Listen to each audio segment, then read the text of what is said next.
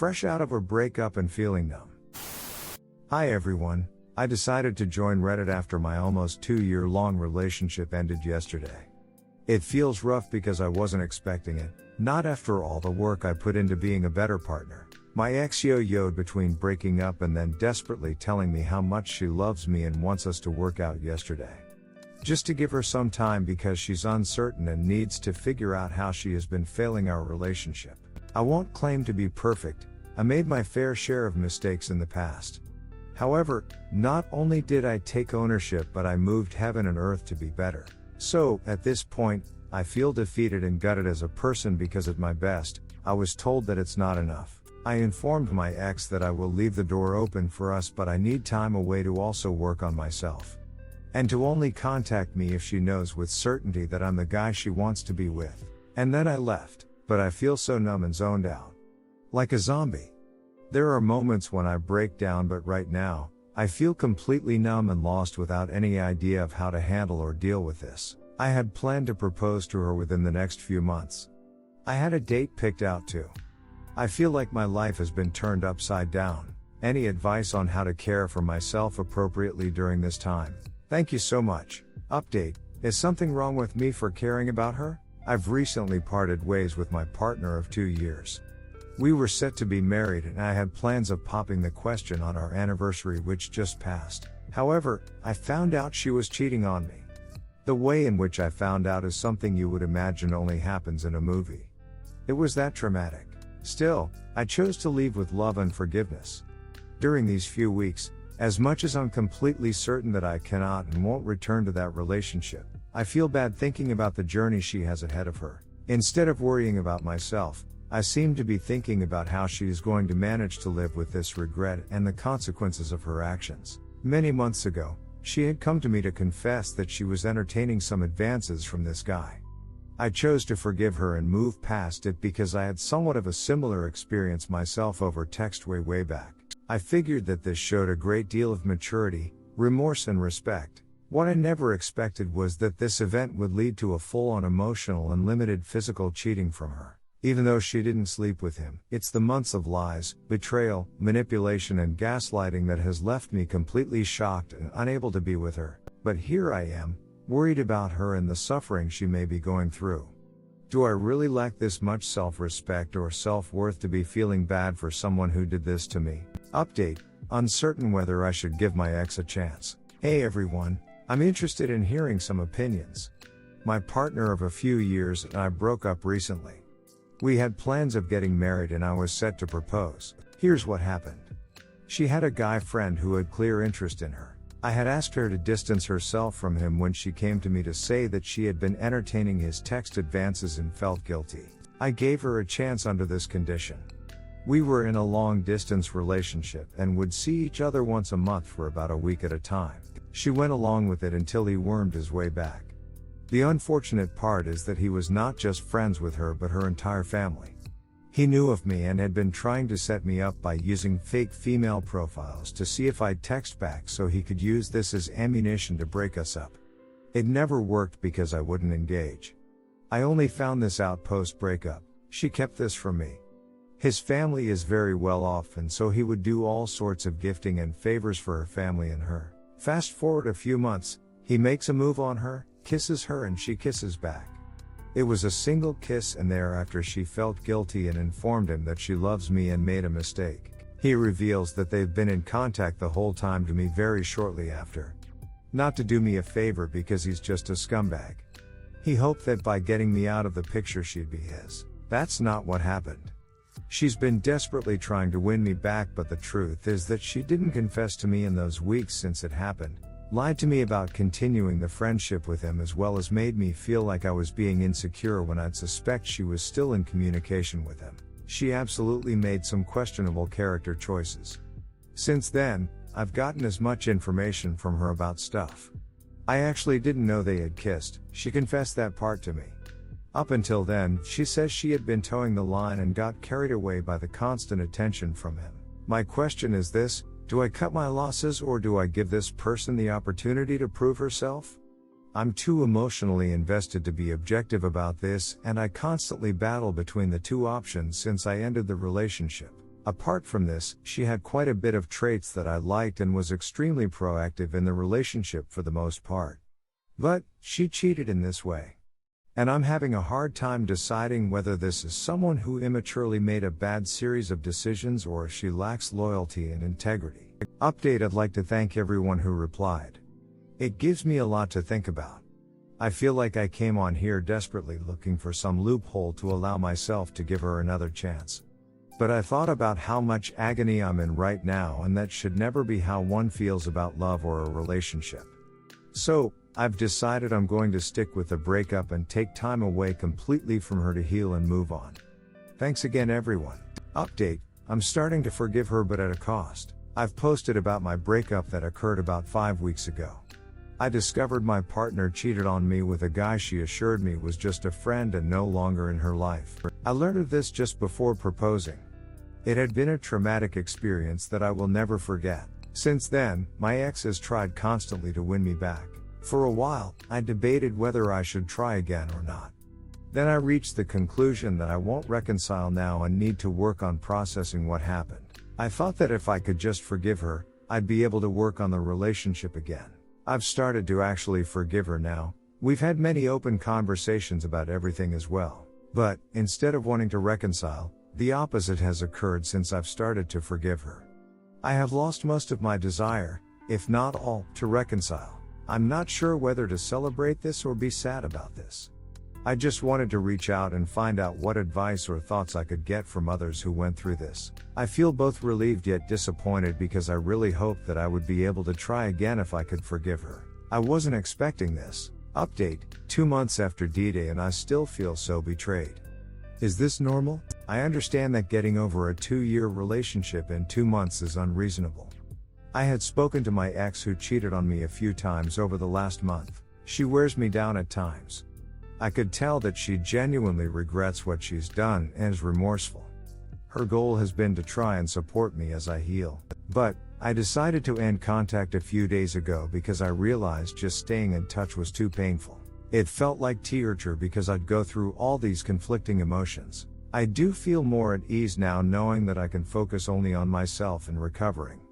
But, at the same time, I still find myself having all the mind movies. I also feel incredibly sad all the time that someone I cared about so much stabbed me in the back to this degree. I've never been good at dealing with past trauma. Stuff that happened in my childhood affects me till today. Thus, my anxious attachment style and ability to attract codependent partners. My goal is to work through all this and set myself free in a way. I want to reset and feel at peace before I even think about moving on. But is it normal to feel like I can't stomach the idea of being vulnerable again with someone? I feel so violated by the betrayal that I'm struggling daily. Any advice would be greatly appreciated on how to deal with my trauma. Update: lessons learned from my last relationship that ended due to infidelity.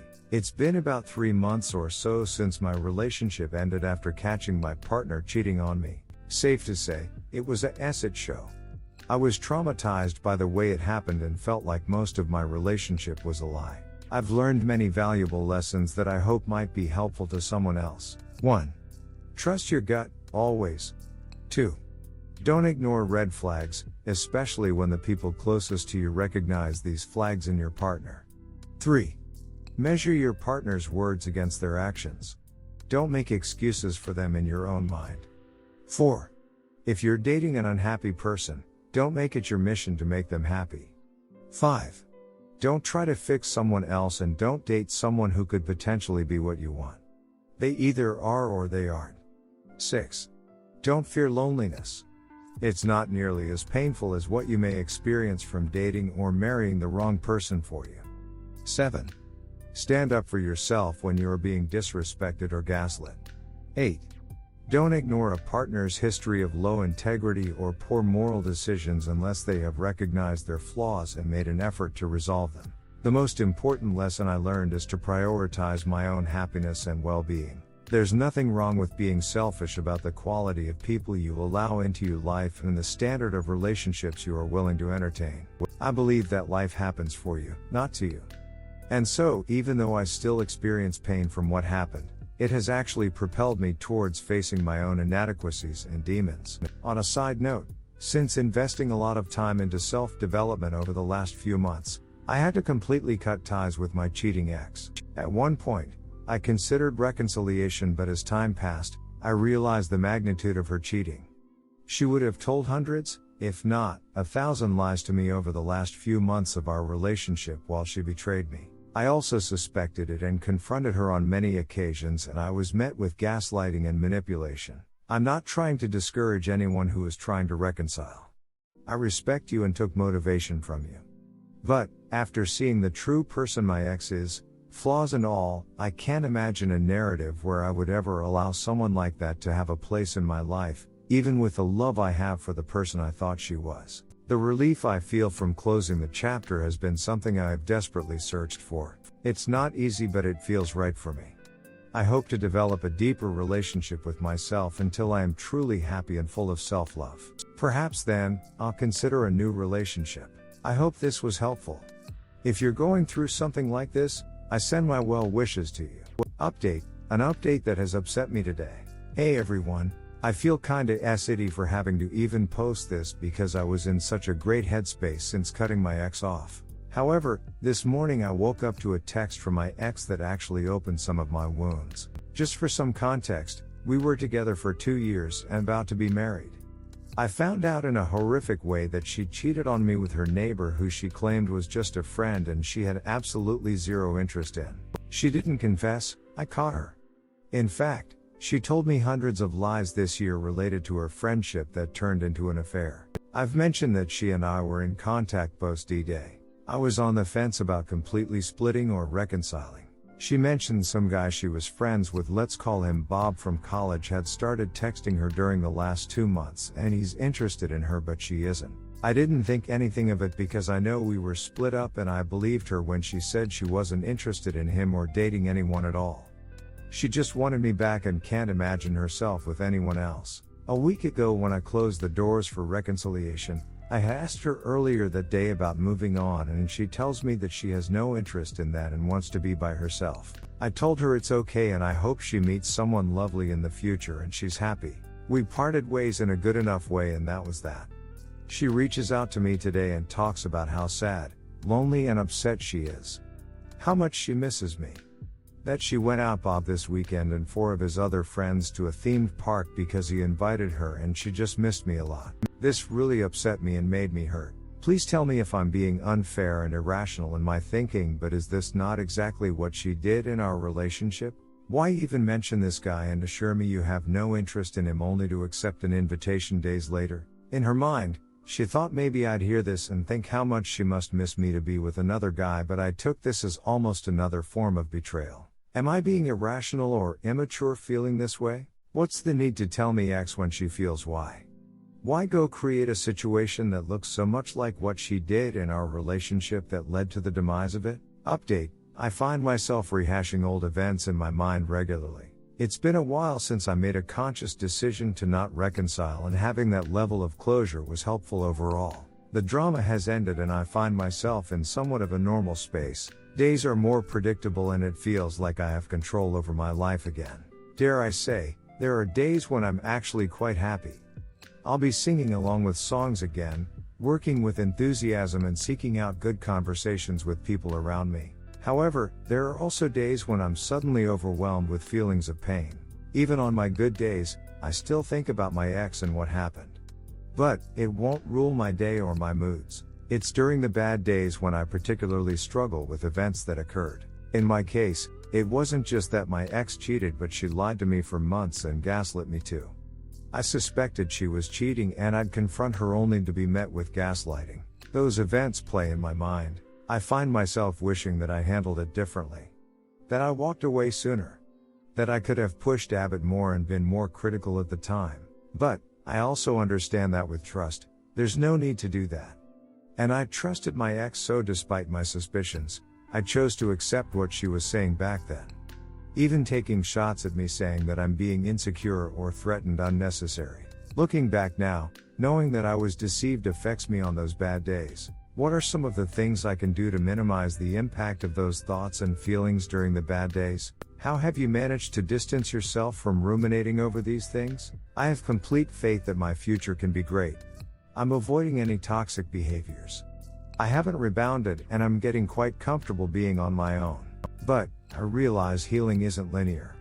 I'd really appreciate some advice or just to share in your experience with this. Update, hopefully a final update to my situation. Hey everyone, I've frequently posted about my situation last year. Discovered my GF was having an affair.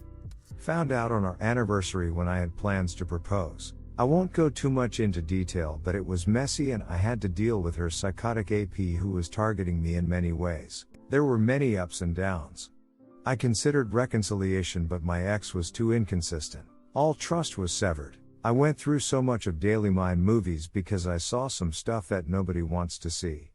I had so many unanswered questions. I felt like I wasted so much of time, effort and money, and to top it all off, the trauma of betrayal affected my emotions daily. However, eventually, I broke free. I made the decision to not reconcile, and for the first month or so after making that decision, I faced resistance from myself. Fears and insecurities would affect me. It was so painful to walk away despite being betrayed like that. But I'm so pleased to say that after more time, lots and lots of work on my end to heal emotionally and face everything, submitting to reality and letting go of the chapter, I feel good. I am a strong believer in the concept that life happens for you, not to you. These days, I feel even more convinced by this because of how happy I feel on some days. It's not perfect. As you all know, you still deal with some thoughts and emotions. But I'm no longer attached to what happened. I don't label myself anymore as a betrayed partner or anything. I've let go of that whole relationship and chapter of my life. So now, I'm just building a new me. I'm just me, a work in progress. And I have to say, it feels so good. I'm the most at peace I've ever been in perhaps a long time. I pray regularly, I exercise daily again, I eat clean, I spend a lot of time with myself focusing on my emotions and thoughts, I read self-help books daily, I cut out a lot of toxic people from my life and strengthen my relationships with those who make me feel good, I work with enthusiasm, I have goals and I do things that I enjoy. This is the most balanced my life has looked in a long time, and I had to suffer greatly since last year to get here. It was not easy, but it was so empowering because I took control of my life. I didn't go rebounding, I didn't partake in vices, I didn't force anything, I didn't run from the trauma, and I stopped labeling myself based on someone else's actions. The road is still long, but if this is any indicator of what's to come, then I'm so excited for the future.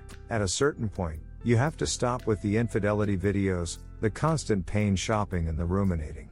That was holding me back from accepting the end of a chapter in my life. It may take you half a year like it did for me, or it may take you many years. But, you'll get there, either with reconciliation or without. But you have to do what's difficult but good for your soul, your future, your mental health and your happiness. I hope this brings some comfort and hope to you. Stay strong, and I'm sending my well wishes to all of you. Thanks to everyone on here who took the time to help advise me. Story 2, every woman I get close to has some form of experience with sexual abuse, and it's made me realize how much of a massive problem it truly is. So recently on a night out with some new friends I've made, one of the girls I've got particularly close to was telling me about a guy that's kind of a stalker to her that they all used to be friends with. She told me about the guy before, and a bunch of strange shit he'd done surrounding her and how he'd pester her. But this time she told me that the guy actually pet her at a house party a long time ago, and that having to still deal with his weird obsession to this day scares the shit out of her. I felt awful for her. The hesitant way she kind of went through it all made it obvious that reliving all this was really hard for her. But the thing I've noticed is that every girl who I'm close enough with for them to trust me with a story like this, will have a story like this. Literally every girl who I'd consider a close friend has told me a similar story. My closest friend was spiked after meeting up with a guy she considers a friend, and he kept trying to make a move on her. He'd never tried this before and knew she was dating her ex at the time, and she highly suspects it was him who spiked her, even though she has no proof.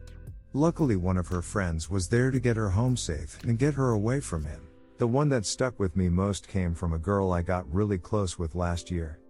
She always seemed kind of intimidating and unapproachable. She's really one of the kindest and funniest people I've met deep down though. But she told me she kind of puts on a tough act to keep people at arm's length cause she was our pet when she was 14.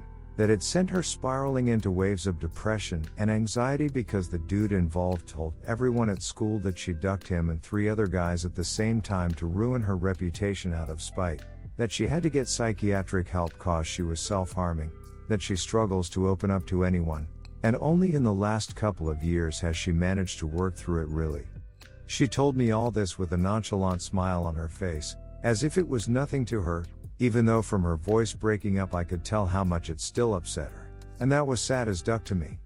In fact, every girl who's told me a similar story has had that same look, trying to act like it's no big deal, saying there's no need to apologize to them cause it's in the past now, that they're sorry for bringing it up cause there's no use talking about it, etc. And it's all just horrifically sad to me, that every girl seems to have some kind of story like this. They all seem broken over it even though they're braving it out, they all seem resigned to the fact nothing will ever get done about what happened to them, and they all feel like a burden for even mentioning it. And it ducking sucks.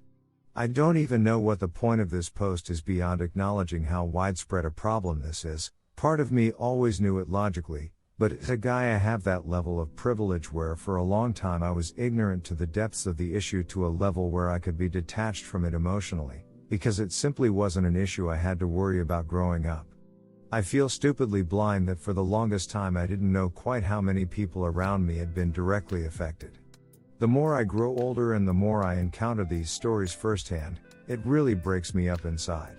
But what I have come away with from each of these encounters is a deep sense of utter respect and awe for each of these women, for how strong and brave they've had to be, and how much they deal with on their own.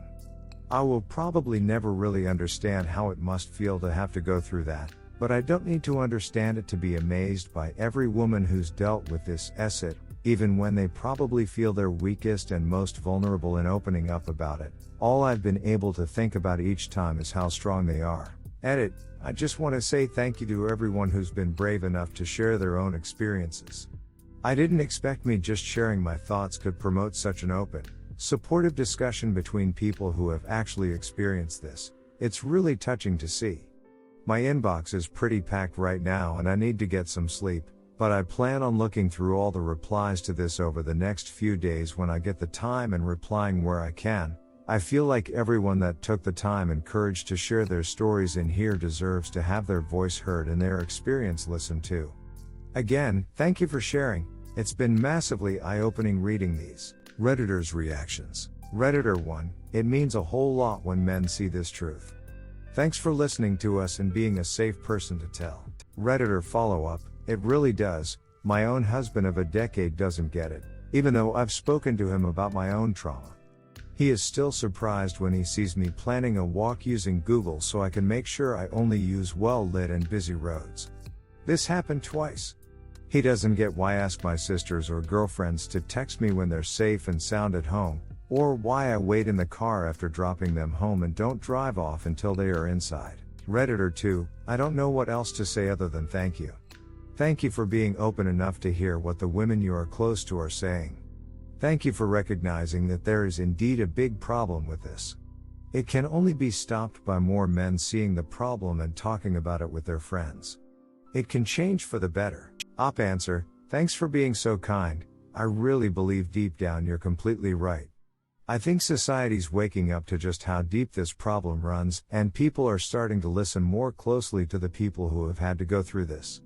The way it's swept to the side is a systemic issue that's more bred out of ignorance than malice, I think, and the more that ignorance is swept away and people become educated on the matter, I think we're gonna see real, concrete change, and women who have suffered through it won't have to suffer in silence anymore. There's always gonna be shitty people out there who do these kinds of horrible things, but we're gonna be way more readily able to support those affected through it. Redditor 3, I don't think I've had a single girl in my life that wasn't abused sexually or physically. There was one that really got me. I was dating her at the time and she told me prior she had night terrors because she was our pet. She was staying the night and in the middle of the night, she started screaming, crying, and shaking. I never saw a night terror before, so I woke her up and that only made it worse. It was one of the scariest things I've witnessed. It doesn't even compare to what she had to go through for her to continue to be affected like that years later. Redditor 4, thank you for acknowledging that this systemic problem exists and not shrug it off as a not all men statement. Op answer, there's no need to thank me. I feel like we really need to start accepting any response aside from not all men as the bare minimum to this LMFAO. Redditor 5, yuck yeah. More men need to believe us. My guy best friend, not really my friend at all, still follows my pissed on social media. I think the fact that friends and people around me took the guy's side made everything worse. It's nice to know there's people out there who get it. I just wanted to say sorry to all the women WHO have experienced something similar. I understand you and I feel your hurt. I hope you ladies can move forward and be happy and healthy because you deserve it. Redditor follow-up. My ex told me to get over it after I told him that his best friend, which he still talks to on a daily basis, had RP'd me. And he blocked me because I said RP was bad. Redditor 6, I have a question for the women reading this. I've had similar experiences as UP. Most of my friends have always been women and every single one of them has one or more sexual assault stories.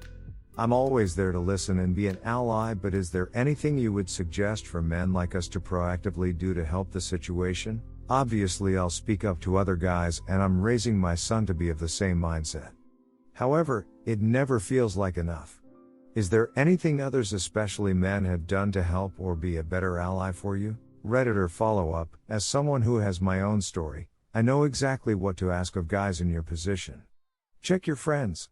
There are times in conversations when dudes are chatting with guys where they say sketchy stuff, as I have been informed by my so. Call them out. I can't tell you how many stories I know of where a friend was at the party and said nothing, did nothing. Or after, when dudes brag about questionable shit, please call them out. Most people can't handle justifying their behavior when it has been pointed out as problematic. Educate on consent. My RP was non-violent. To the point that after I finally got the guy off of me and was bawling, he argued that he didn't just force himself on me. I said no so many times. He kept pushing and eventually I feel silent and just dissociated myself. He felt because during the act that I just laid there and said nothing till I forced him off that I was accepting it. I have fought myself over the guilt that I didn't fight back. My body even betrayed me in how it responded. There are so many mixed emotions. That guy kept asking me to suck him off as I'm crying that he stole my virginity. I was 20, an adult, not a kid, and I still didn't handle it well. He tried to add me on Facebook and get in contact for a long time. Sorry, I think I started to ramble a bit. Please call out your friends out. Male or female. Consent is key and can be revoked at any point, and pressure is never ever okay. Redditor 7, sexual abuse sucks. Sadly, I think the most you can do for your friends is be there for them. I wish I could say more. I'm a female who was RP'd twice in my lifetime, and a third where someone attempted to timely assault me but wasn't able to do much because the second he clocked me in the head, another guy saw him on top of me and clocked him in the side of the head. I always thought being not very pretty would have kept me safe, but it didn't. A lot of it is feeling guilty because the actual 2 RPs that happened were from people I trusted. I feel like it's my fault because I trusted them. I think the most you can do is be there for them and be supportive. You really can't do much more. You can recommend therapy, but I've chosen to not go to therapy anymore, as I told a therapist I was RP'd and he didn't even acknowledge it. We didn't talk about the RP at all. Instead, he just wanted to put me on meds. When he asked me to schedule a session, I told him I wouldn't be back. The last RP that happened to me was 2 years ago. I don't remember much, but I remembered I could barely breathe. I remember feeling lucky that I didn't die from strangulation. I feel better knowing my rapists have both moved over 2 hours away from me. But I also notice it has impacted my current relationship. I am timely with him, but not as much as I'd like to be. I get anxious over time and sometimes I don't feel up for it. I'm attracted to him, I just feel bad I don't have time with him as much as I wish I would. But he knows what I went through, so he always says it's okay, but I still feel bad. He never pressures me into anything. I don't know why I'm telling you my whole story. I guess it just feels better to let it out instead of keeping it bottled inside for so many years. I also never reported any of the incidents out of the fear that people would accuse me of lying, because there are a lot of people out there who claim RP and it's not true. Redditor 8, I too had this realization. I was talking with my best friend about this girl I was seeing and how she had opened up to me that she had been RP'd by a family member. My friend then said that most girls have experienced some kind of sexual assault, including her. I didn't realize how terrible the world is. I was blind to it, and it's also freaking shitty. It hurts to know someone assaulted a loved one and it affects them to this day and you can't do much to help. It also makes you wonder, if so many women are experiencing this, then there is an equally large amount of men perpetrating sexual assault. It's a massive problem, but one that, at this moment, seems unsolvable. I really hope that changes. I think we need harsher punishments to act as a deterrent. Redditor 9, something that my girlfriend recently told me is that every girl has been traumatized by men.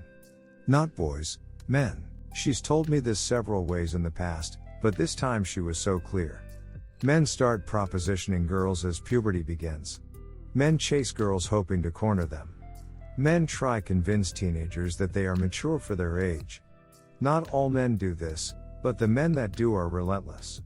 They don't stop, and they do it with as many girls as they can find in the hopes that they find one who is gullible, naive, actually interested. The only thing we can do is be the kind of man who is trustworthy. The only thing we can do as men, among men, is call each other out on this asset. To condemn this behavior. The best thing we can do is teach young boys to not be that guy. Edit, stupid phone words. Redditor follow-up, yes. When I was in high school and wore my school uniform everywhere, grown-ass men would constantly be creeping on me.